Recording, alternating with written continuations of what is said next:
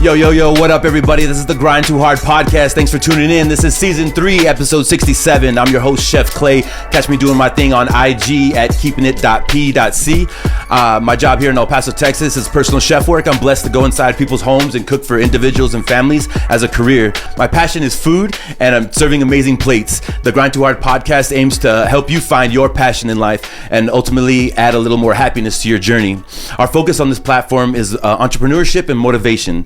I believe we are all climbing that mountain of success or looking for our own personal greatness. We are with you 100% here at the Grind2Hard podcast. So episode number 67, I just want to shout out this amazing studio.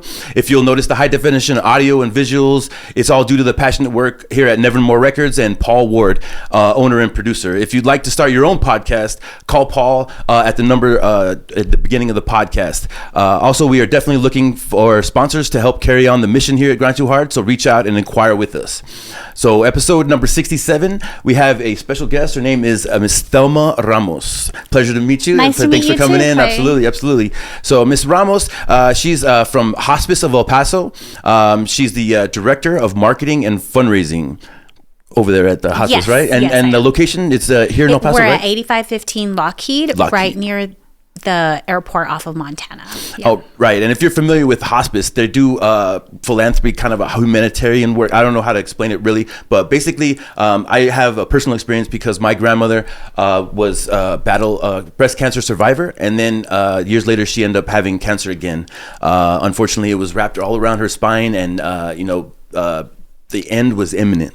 I didn't want to believe it, but I did see some nurses come in from a place called hospice. And as much as I hated the fact that they were there because she was leaving the earth, I saw them come in day after day, morning with a happy spirit. They came in and gave medication to my grandmother. They changed the pads, changed her wound pads, educated my family on everything that they needed to know when they left. You know what I mean? So their work was tremendous in my life because my grandmother was a big part of my life and who I am today. So as they left, I researched and kind of understood what hospice was, and I have nothing but respect for that organization. And they are a nonprofit, so if you guys know, they're not subsidized by the government or anything like that. They're a 100% nonprofit organization.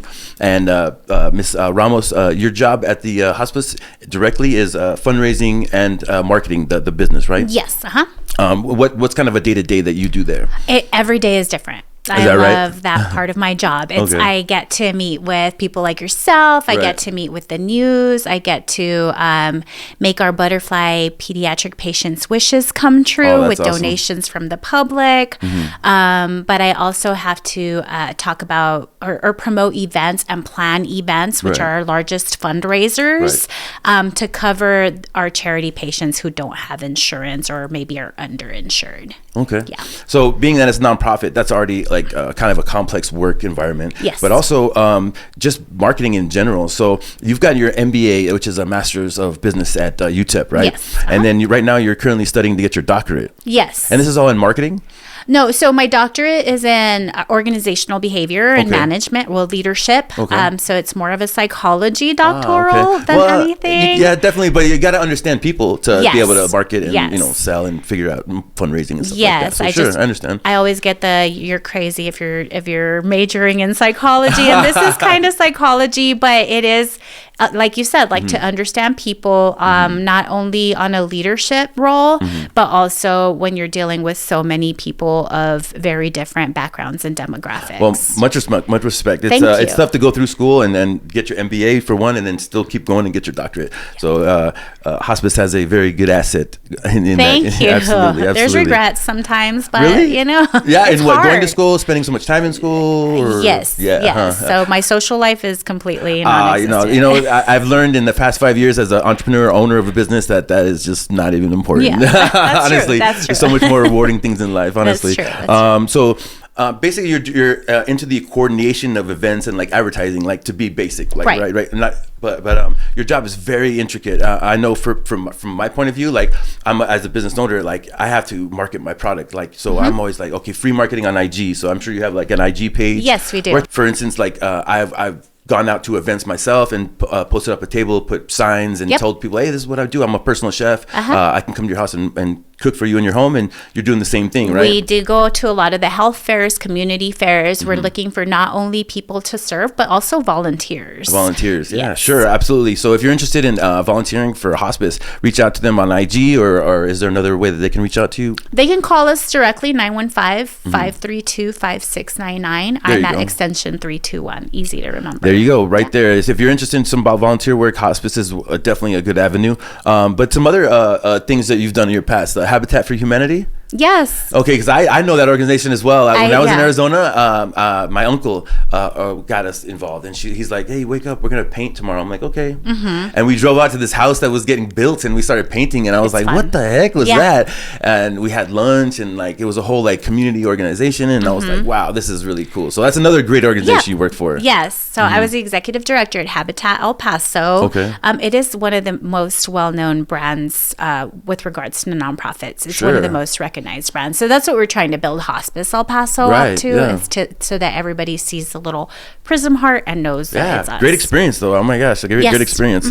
And then for one thing, when I was doing some research, I saw your LinkedIn page. That's where I saw most of your information. Is it updated? Because I mean, it's not updated. It's not updated. No, but it's not one thing I updated. did see that you put is, and it got me. You put change advocate. Can you go into the detail about that? Sure. Okay. I am super passionate about creating change, not only internally within the organizations that I work for. I am all about growth and reaching more people, but also just in our community and the world, as cliche as that may sound, as right? Like I think beings, there's so much room for change and improvement, and I would love to be at least a small portion of that. Oh man, of inflicting that change. That's so awesome, man. I say amiable. It's amable in Spanish, but that's a great thing to do. May I ask, like, where you get this like spark of humanitarianism? Like, is there something that happened, or you seen, or something that changed your life into? I mean, I if I dig really deep into it, I guess I was my parents were with low means, so I was always the kid that, you know, the poor kid, the one that didn't have the money to go out all the time, or I would still, and you know, I would make the best of it, but my friends were buying like the newest Pearl Jam shirt and I couldn't afford it yet, you know? Sure. And so to me, it was always about doing more for that. I went to school in Southside Jefferson High School, you know, so I was never privileged. I never went hungry or anything. My mom was wonderful at you know, providing whatever they could, right? and the budget, and my dad and everything, but it's all about like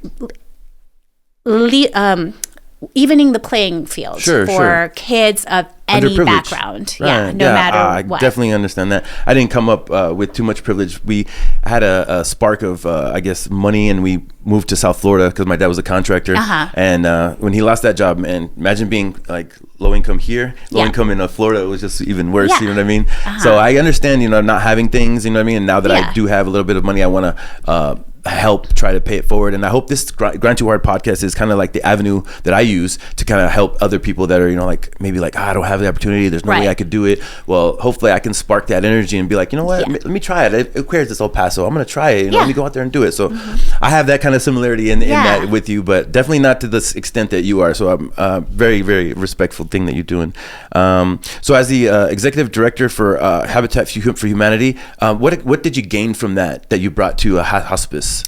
It was a lot of learning about how to communicate with the vulnerable population, specifically the elderly, and with also with veterans who we served a lot of veterans at Habitat, just as we do with hospice.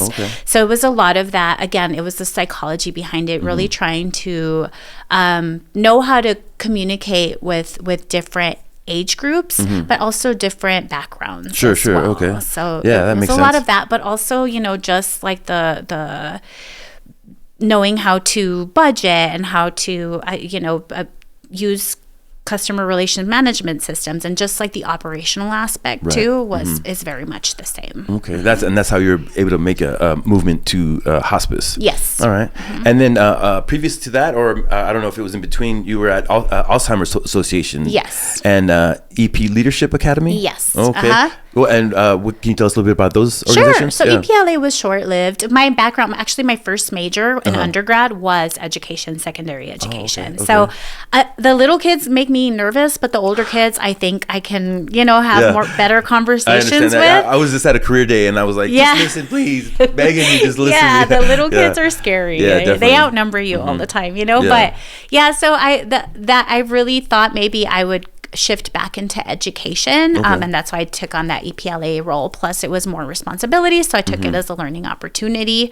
But the Alzheimer's Association was just fantastic, and again, it's kind of the same demographic. You're talking to elderly people. A lot of them are hospice, lower in means. So hospice, habitat, and Alzheimer's. Right, but you're saying that the community is similar. Yes, yes, and what I took from the Alzheimer's Association was that is the type of workplace culture that I want to create for my staff. For your staff. Yeah. All right. And that's what you're doing currently. How long have you been at hospice? I only started in December. Yeah. Oh, right. Great. But you're enjoying it. And yes. That's great. And so being that you're in hospice in El Paso, are you born here in El Paso? Or are you from El Paso? I'm born and raised in El Paso. Nice. And you said you went to Jefferson, right? Yes. Awesome. So do you like that area of the town? Do you still live in that area of town? My mom still lives there. We cannot get her to move out of there. You live far east, let me ask. No. Okay, because I feel like everybody's moving far east, No, I live up by the canyon, McCalligan Canyon, very quiet. All of my neighbors are older. That's great. I'm an old soul. So are you really? Well, I live by Eastwood, and it's really quiet in the neighborhood, too. Is it really? I love it, yeah. It's great. Yeah, absolutely. So like family wise, did you grow up like a tight knit family or? Yes. So family of 5, again, on one income. So I didn't realize until in hindsight is 2020, they say, right? Like going back and when we would have like, it was happy, tacos de papas, right? It was because we didn't have money for meat. It wasn't because it was a treat. You look forward to that day. You're like, oh shoot, I love papa tacos, absolutely. And I had one vegetarian. I had a friend that had a vegetarian girlfriend, and she would make them, and I would be like, is she making them? Can she make me some, please? It's so good. I love tacos de papas. Honestly, little salsa though, for sure. And then so like growing up in a tight knit family, because this is El Paso. Like I did too. Like I had my best experiences in El Paso. When I went to South Florida, it's culture shock. Like there's so many people. Like you're just a number. Like even being Mexican, I was at the bottom of the totem pole of Latinos. You know what I mean? So it was just a whole culture shock. But like I love El Paso now. So the tight knit family, was that part of like the philanthropy thing, like you said you were talking about? Yeah, I think so. I think, just watching my mom, as little as we had, she always gave her all to help. I mean, anybody, people would constantly knock on our door and ask if she had a taco or what, because I mean, we were right by the border. So it was a lot of people that were maybe crossing illegally, who knows, but they had nothing. And so she'd be like, yeah, here's some water, here's a soda, and here's a sandwich or whatever. And just seeing that she was, no matter how short she was for the week, she always had something to give, or a coat or an extra pair of shoes or whatever. She was always that type of person that was willing to give. And so that's probably where I acquired the philanthropy side, because I think it's ingrained in you. You either but it has to be exposed in a way that you can, because for me, like my grandparents were like not well off, but they had pension, so they were taken care of, you know, and I didn't know that. I just thought they were, I don't know, maybe rich. I don't know. They had a house, they had food all the time, you know what I mean? And so I would get these nuggets, and where my grandfather would take me to Juarez, and he'd show me like how, like, go to a restaurant or sit down and eat, and taking these nuggets, because I was watching it, I wasn't taking it in like, oh my god, this is crazy, like no way. But later in life, when I was like, thinking that I was like underprivileged or I realized I was spoiled, because gosh, like there's so many things that are part of life that you don't have, and then you look at somebody else, they have like even less than that, you know what I mean? So it's like we have to really reach out, and I'm thankful of my grandparents, my grandmother, like we talked about, but my grandfather just showing that side of me, because now when I work so hard, I'm willing to give a little bit more and help those people and reach out a hand, you know what I mean? Whereas before, I realized those things, I was willing to just climb the ladder and screw everybody else, you know, yeah, climb the ladder and stuff like that, you know. So I really think that El Paso is that type of city that really cares about people, you know what I mean, and reaches out to other people. Even in, like you said, you were in poverty situations and you're still reaching out and helping out other people. So that's definitely the essence of El Paso, and I love that about El Paso and the people here. I agree. So in high school at Jefferson, being that, like, I mean, you seem like you were like a little bit oblivious to like your ethno situation, like your socio-ethno situation, but what were your like goals? Like, I'm gonna graduate and do this. What were you?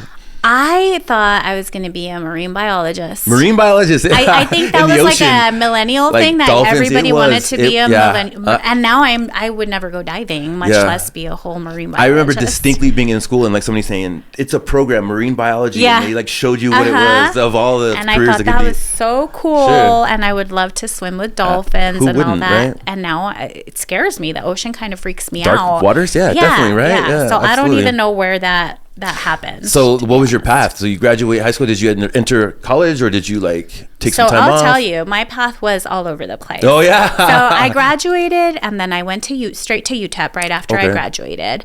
And then I majored in communications, and then that didn't pan out. So then I majored in like so many things. Finally, I just ended up with a creative writing and English major. After 4 years? After 3 years. Nice. And then I left because I got married, had a baby. All that, life took me a different way. I was actually in retail management at Macy's.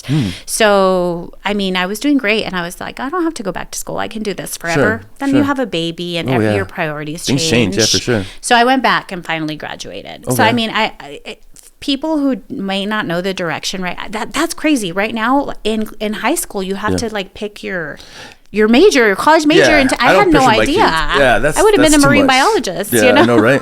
No, that's too much. Yeah, and so the counselors do that. I had no idea. Finally, the only reason that I got into actually business and then eventually nonprofit was because I did have that retail management background. See, everything happens for a reason. Yeah. Well, so like, but like as you're going through school, were you like, oh, I'm gonna get the grade and I'm gonna make this amount of money, or would you say, oh, I'm gonna get this doctorate and I'm gonna move to this city? Or no, I was never really about money so much, but I did know that I wanted a higher education. It was almost, I know like some people, the parents just don't really expect them to do it, but with us, even though my mom only went to like 4th grade and my dad went to like 7th grade, it was always kind of like the natural next step. Like there was never any question that we were all going to go to college. Sure, yeah. So and then I just liked college. And you did like college? I did. Nice. I do to this day. That's because awesome. when I'm not in it, I miss it. But then when I'm in it, I'm miserable. So it's love-hate. I think anything that's worth anything is going to be hard. Yeah, absolutely, definitely. So yeah, I mean, it was just like I really liked school. Nice. Luckily. Okay. So you're not like saying like, oh, I want to move to New York and live this life. You're just kind of just living and getting your education, knowing this is the step. Yeah. So I'll tell you, even, and this is kind of embarrassing, but during high school, there was a point when I thought I'll just take like a year off and just go like be without a home in Seattle. Off the grid? Just like be. What's wrong with that? That's cool. Okay. And I don't think I've ever admitted that. I admitted it to my mom. Like that's what I was going to do. But you were serious about it. Like, I'm going to live off the grid. I'm going to take care of myself. I'll get on a train. It'll drop me off in Washington State, and I'll just like live. That's awesome. And then I realized that's probably not safe for me. I think that's still there. Yeah. Maybe now it's safer, right? But back then, I don't think it would have been safe for a child. That was going to be your way of life. You were going to be like a hippie. That's cool, because I would have been scared of that. I like showers, and I like. Well, that's the thing. I like the shower part. I was gonna miss that. So no, that's very cool though. Like, you know what I mean? Because I think in the mode of like college and that transition, you're just like slapped around. I don't know what I'm doing. Somebody's telling me I don't know what I'm doing. You're I just a teenager. Yeah, exactly. You don't know until you know. Yeah. I remember but me personally, I was 18. I graduated high school. And I was like, I'm free. And then my family's like, you should go to culinary school. And I'm like, okay. Like, otherwise I was going to be free. Who knows what I would have done or what I would have done. Thank God I got that culinary my uncle let me stay with him in Arizona, got a culinary arts degree, and then worked as a chef. You know what I mean? I had direction. Thank God because of that. You know what I mean? So I wasn't the most studious person, but I'm pretty smart. I just didn't apply myself. It's funny. That's why I said I want to go back to school, because like I'm interested in an MBA. What higher education could I learn to apply to my business? You know what I mean? Because I feel like the business degree got me here. An MBA would be just even greater, because I'm at that point where as an entrepreneur you hit a ceiling. Let's call it a solopreneur. You know, you can't just do everything yourself. You have to hire people to, you know, be experts and professionals in these certain avenues. Like you're a marketing, you know what I mean, professional. I need to get somebody on my, I hired a social media professional. Shout out Jimmy Duke's podcasting. This guy helps me out, you know what I mean? So, and it alleviates my stress as an entrepreneur and things like that. So there's many aspects, but being that you went to college, right? And you get your degrees, and you've been in school at least 10 years, right? Or 8 years? I counted for my kids the other day, and it was something like 16 years. 16 years. Yeah. Wow. That's awesome. I mean, honestly, like people are like, oh no, I want school to be over, but think about having that much education. Wow, you're a smarty pants. So what inspires you as a woman? I really, like I said, the kids that just don't have it all planned out yet, or have the launching pad from which to go with it, but also more selfishly, my own daughters. I have girls, so I want them to see that this is a woman's world. You know, like you can do whatever you want. Absolutely. And I, as again, cliche, you can run for president, you can be an astronaut, you can do all the things. All that, absolutely. And I think that just applying myself to my education has, because they were both born when I got my MBA. Wow. So they were able to see that and hopefully have something to aspire to. Yeah. I'm inspired by that myself, because I see that I got my business degree at the University of Phoenix, and they had a ceremony downtown, and my kids were there, and I just was like, finally it's over. But like them seeing me now, I'm like, thank God, I hope they have that image of me wearing that cap and taking that time, like all that time I had extra, you know, to go to school and finish and make that grade, you know what I mean? Yeah. So I hope and pray that they feel it, and I do, because I see how much they have good grades, and they, you know, are very good in wrestling and things like that. Yes. So much respect to you. I have 2 daughters, so women feel the empowerment, because it's so much big world out there, and you're just as good as anybody at any position, at any job, honestly. I need a co-host, so if there's a woman out there that wants to be a co-host for this podcast, that would work out perfectly, because women make the world go round, I'll tell you that for sure. Let me ask you something. Do you believe in fate, or do you believe that you control your own destiny? I believe there's a combination of both. Okay. So you have control to a certain extent, but I also believe if it's not meant to be, it's going to go a completely different route. Okay. So and do you apply that to your daily life, or is that like part of your like faith or anything like that? Yeah, you could call it part of my faith. Okay. I'm big on manifesting and things of that nature. Nice. So I feel like I can make things happen. Right. But I know that the universe is going to protect me, and if something's not meant to happen, then it's not going to happen for me. Okay. That's good. And as hard as it sucks not getting what you want, you know, but a lot of times it's for a good reason. Oh yeah, Rolling Stones say you can't always get what you want, right? But if you try. Right. So the reason I asked that question is because like for a long time I was like, you know what I mean, like this is fate, like I can't control this, like I'm not getting opportunity, I have to just fall in line. For a long time I worked at Costco for 12 years, you know what I mean? I had my culinary arts degree, worked as a chef for a long time, then I got a job at Costco and was taking care of my family great, so I was like, what the hell's going on in my life, you know what I mean? But that was part of the destiny, and I do believe in a way I can control my own destiny, because I broke free of that, you know, great paycheck, great benefits and things like that. Yeah. Believed in myself, started my own business. That's scary, you know though, what right? I mean? And I used my passion. It's scary. It's completely scary. But I just wonder where people's heads are, and I want to like kind of push them, and that it may be fate, but there's also a little bit of that encouragement you can do for yourself and get to, you know, the goals that you have in your life and stuff like that. Right. For sure. Also, like, so how do you translate your struggles and triumphs as like an educated person, or even a career like marketer, to everyday life? Does that make sense? Like your struggles let's say as a student, like how do you translate your struggles and triumphs as a student to everyday life? How do I use them, you mean?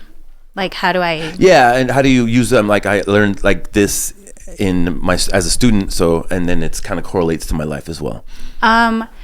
Definitely a lot of it taking on so much, like with not only school, but also with work and with family and pets and husband and all that.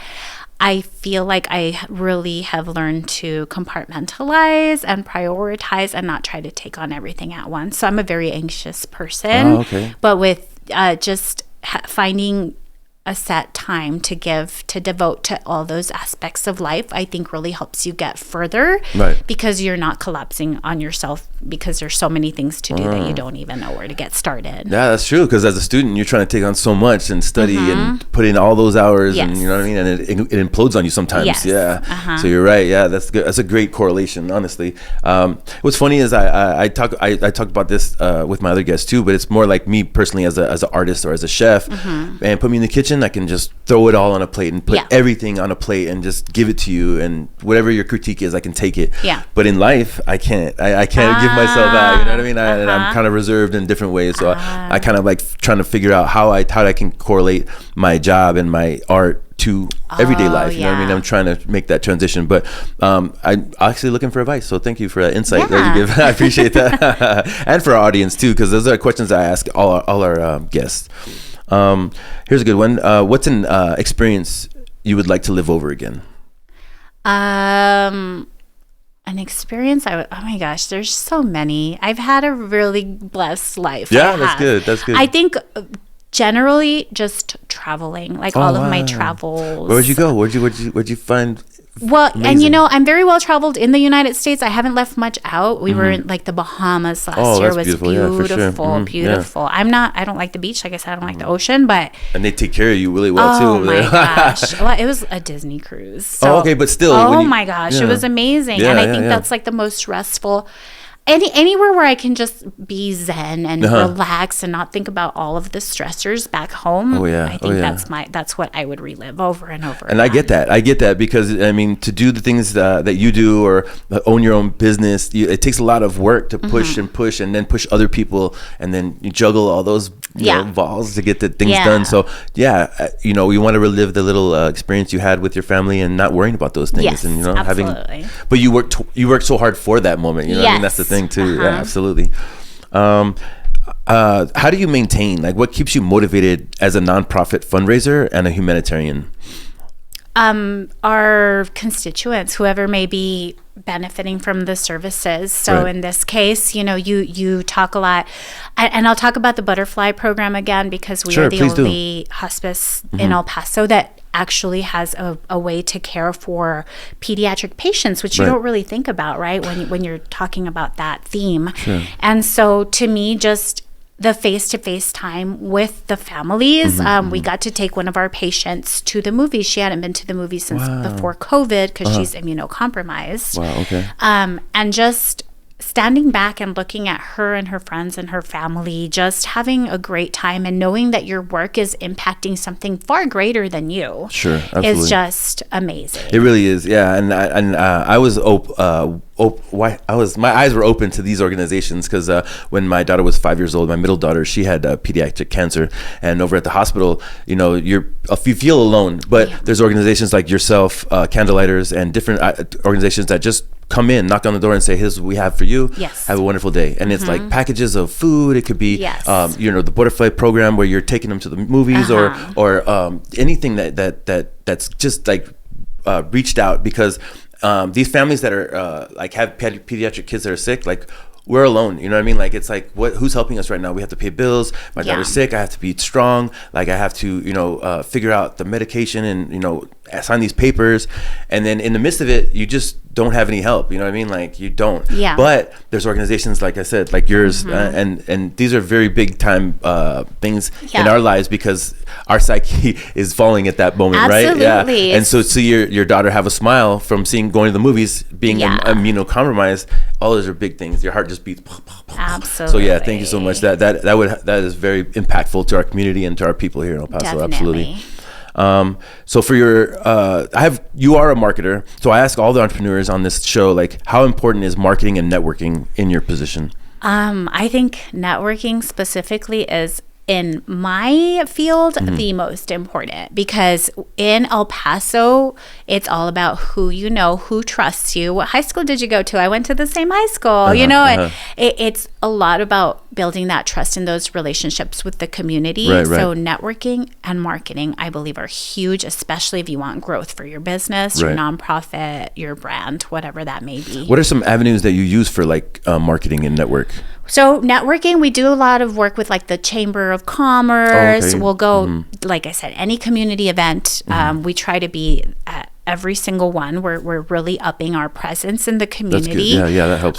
But then, of course, you have to look at like Google Ads, social media, all of that, because that's the way that we're trending. And that's what we have to keep up with, the technological aspects of it as well. Where do you get the most response on your, like, is it social media or is it? Right at this moment, it is a lot of social media, and I believe it's Facebook more than Instagram. So we are pretty popular with the older demographic that's on Facebook, but we're really, really trying to increase our presence on Instagram. Yeah. So. Well, what's funny is I can recommend a book. It's called Crush It by Gary Vee. And what it is, it's he wrote it in like 2010, 2009 time, and it's before like social media really popped off. He had an idea, and he wanted to tell people, look, this is the avenues of free marketing. IG, they want pictures. Facebook, they want a story. Like they want to sit there and like read a story about what's going on and be part of it. You know what I mean? So that would be something that might help you out, but it helped me out because it gives you like LinkedIn, for instance, it's professionals and they want to talk professionally and do like work together and stuff like that. So that's something that helped me out, and maybe it could help you out. We're trying to help on TikTok too. TikTok, but that one's a little you have to really show your personal side on TikTok. Yeah. We that's have fun. a few younger people on our staff that could probably manage. Do some dances, do some funny stuff. Yeah, and honestly, and then intertwine the professional stuff, because that's what I do too. Yeah, if you check my page on TikTok, I think it's just Chef Clayton Berry. Yeah, but it's intertwined of all the goofy stuff, my professional stuff, my kids and everything. Yeah. So I scroll, but never post. Or rarely post. No, you'll learn. I mean, as a marketer, like you'll really learn how much. Like for instance, TikTok, you can post something and then boost it, and then you get a wider audience, right? And then you start getting residuals, like people talking and communicating, and then reposting and stuff like that. But it starts little, and you have to keep the buzz going. You know what I mean? And if you stop, then it slows down. It's weird. It's so hard. It's a lot of work, right? So hard. Yeah, exactly. So I'm learning this avenue, and being that it's free, like I manipulate as much as I can. I post as much as I can and stuff like that. And that's part of what the book talks about, is that posting every day, how important it is, and the content, it doesn't need to be high quality all the time. It's just being engaged is what's most important, day to day and stuff like that. So so for the business, do you have any big plans for the future? Yes. So let's talk about it. Thank you for the invitation. I appreciate that so much. Yes, it's the 13th annual Margarita Shake-Off. Awesome. Let's talk about it a little bit. What's going on? Okay, so the Margarita Shake-Off is actually our biggest fundraiser of the year with Hospice El Paso. We're expecting actually a crowd of 3,000 people to join us at San Jacinto Plaza on June 28th from 5 to 10 p.m. And what we want that, the event is not only like a festival of sorts, but we also invite local bartenders, chefs, whoever wants to join us. There's a small participation fee, but you get to compete in the margarita making competition. Yeah, look at this little gift box. Thank you so much for bringing this. Got a bottle of tequila, some candy, a little sombrero. Yeah, Mexican candy. I like that. Thank you so much. I appreciate it. Yeah, my pleasure. So everybody who gets a spot on the Margarita Shake-Off will get this box? No, Clay, that's just for you. Oh man! And for our sponsors. No one else gets it. No one else gets it. They'll get gifts, and there's definitely a big prize. But they get the tequila, right? They get to use the tequila. They get to use the tequila, and El Afan actually will conduct kind of like a training, a guide, and as to how to flavor their tequila even better. Okay. So you'll get a little bit of insight from the. And they'll get this though too. You said margarita mix, right? The margarita mix. Well, we're supplying is the lemon juice, lime juice, and the tequila, and then it's up to each bartender to be as creative as they want to be with their flavoring for the margarita. I'm partial to a spicy margarita. Oh, like with the jalapeno, or like the rim? Yes. No, like all of it. Just all spicy. Because I over at Delaney's Steakhouse when I was a bartender there, I I collaborated in making a jalapeno mango margarita. Yum. See, it was spicy though. Something it. About because I would cut the jalapeno in a cross section and then put it on the rim, and then when you drink it, somehow it was just really, really so spicy. But some people loved it. I love it. Yeah, you love it. That's awesome. I love a spicy, skinny margarita. So I might do something similar. I don't know, maybe a poblano pepper, so it's not so spicy. Who knows?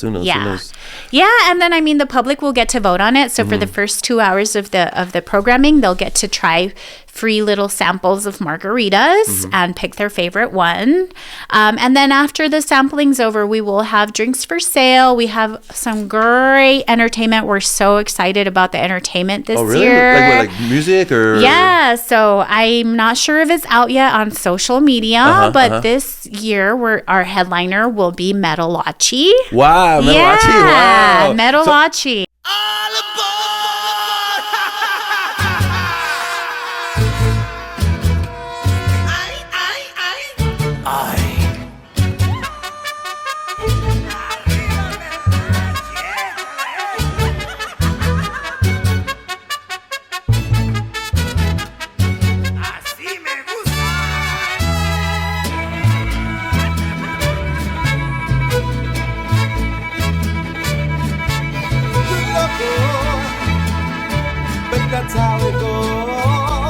Over at the Margarita Shake-Off, guys, June 28th, 2025. Yes. 5 to 10 p.m. at the San Jacinto Plaza.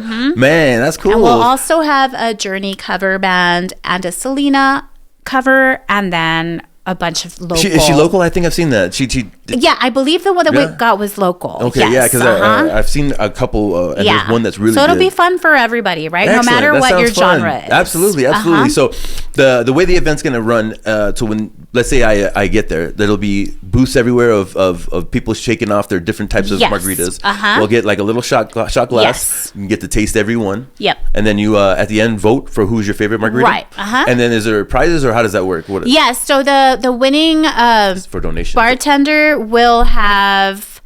We're trying to get together a really awesome price for you that may or may not involve a trip. So we'll get back to everybody on that. So it's going to be worth it. Any bartenders out there that really want to put their flavors out there, I'd recommend you getting a hold of Hospice. There's information for Thelma Ramos at hospiceelpaso.org, and just let them know what you have to offer. It's a little bit of a fee to get the booth, but it's always good to market your name, your product, and how good of a bartender you are. Maybe get into a new restaurant, show what you got. That's really, really cool. Yeah, so where did the idea for a Margarita Shake-Off come from? So they have been doing this this is the 13th annual, so 13 years, and it all started because the good folks at Aceitunas wanted to have a fundraiser for Hospice, because Hospice helped one of their family members. Awesome. So it started very small at Aceitunas. It outgrew Aceitunas' patio. It moved over to Angry Owl, which has a large parking lot for those who aren't familiar, and they outgrew that too. So last year we went to San Jacinto Plaza with a 1,500 attendees, and this year we're doing 3,000. Wow, that's cool. That's good. That's a good amount of people, I'll say.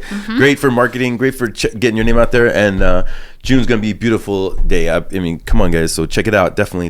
That's awesome. Yeah. Good to see Hospice of El Paso doing more than I even know. My goodness, that's awesome.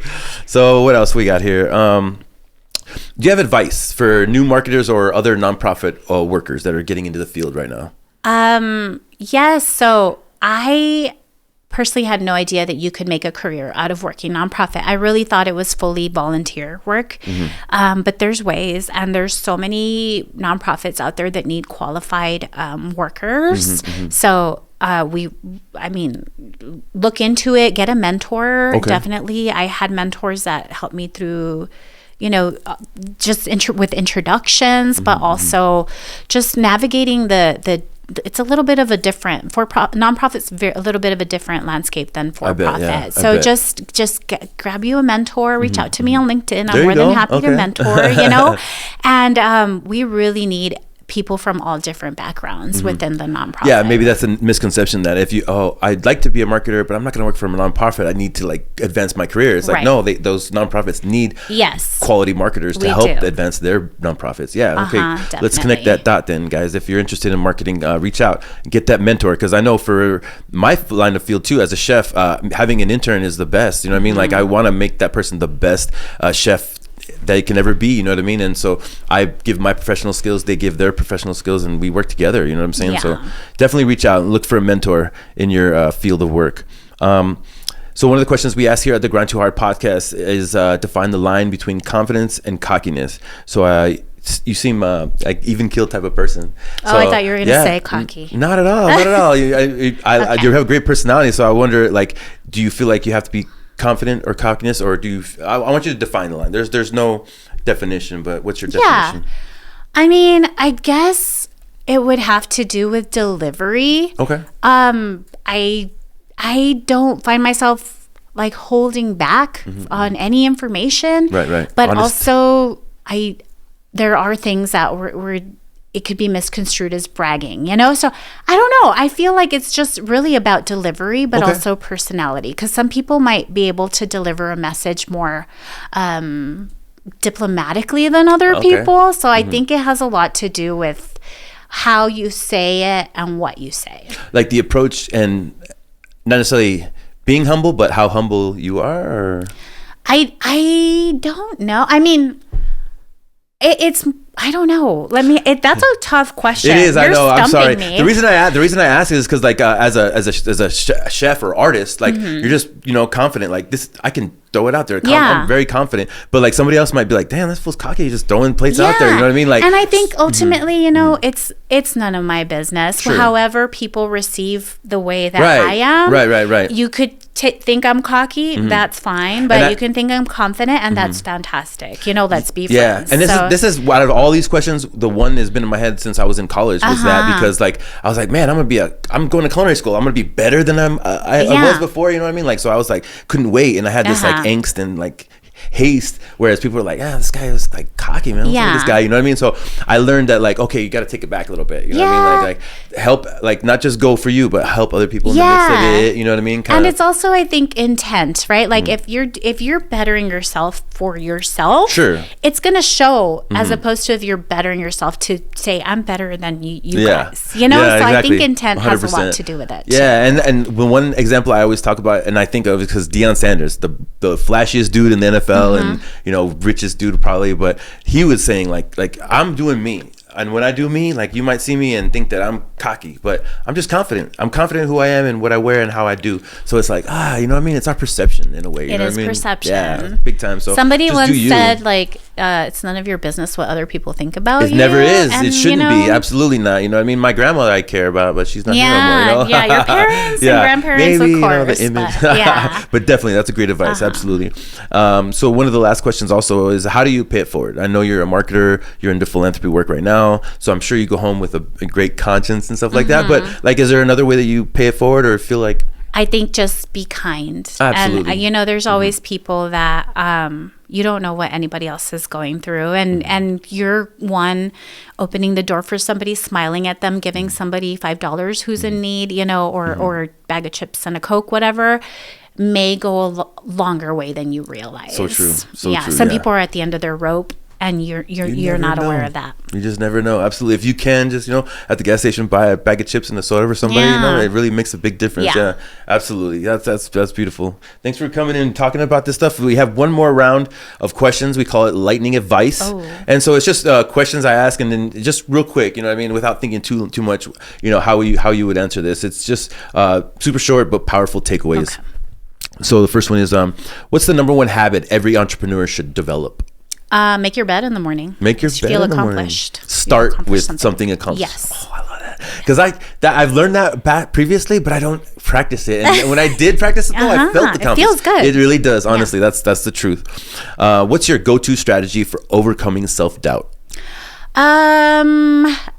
Looking at my accomplishments and very much convincing myself that if I really sucked as much as I think, sometimes I wouldn't be where I am. Awesome. Yeah. It's true. Hey, got to be honest with yourself. Stay humble with yourself too. Yes. That's awesome. What's the best way to bounce back from failure? Try again. Just try again. Dust yourself off and try again, they say. Aaliyah or what? So, yeah. There you go. I'd start singing, but nobody wants that. Nice. No, I was waiting for it. I saw you. Yeah. You were ready. Yeah. The last question. If you had to give one piece of advice to a new entrepreneur in 10 seconds, what would it be? Get out there, talk to people, meet people, get in front of, get into community events, like the city magazine events and all of those events were the big players. And don't be afraid to talk to people, but also don't be afraid to get no for an answer, because eventually the no will turn into a yes. Awesome. That's so true. Absolutely. You're going to get tons of no's. Whatever your dream is, whatever your passion is, you're going to get tons of no's, tons of don't do it. But wait for that one yes. You're going to be doing jumping jacks, backflips, and it's going to be the one you've been waiting for. Yep. That's great. It's been a pleasure talking to you, Miss Thelma. Thanks, thank you for coming in and talking about hospice me. and talking about the Margarita Shake-Off. Hope you guys have time to stop by and check it out. Even Hospice of El Paso will have a page, and they'll talk about the Margarita Shake-Off. But Miss Thelma Ramos is on hospiceelpaso.org if you want to get information about you attending or even being part of the crowd. Thank you for joining in the conversation here at Grind2Hard podcast. It's all about motivation and entrepreneurship and philanthropy. We need to help out the community. Don't just be one individual that takes care of your family. There's a big family of people in El Paso, in the United States, and in the world. So just reach out a little bit more and be a little bit more kind. That's what I got from this episode. Thank you for tuning in. And lastly, you guys always stay positive, stay motivated, and keep going. Appreciate y'all.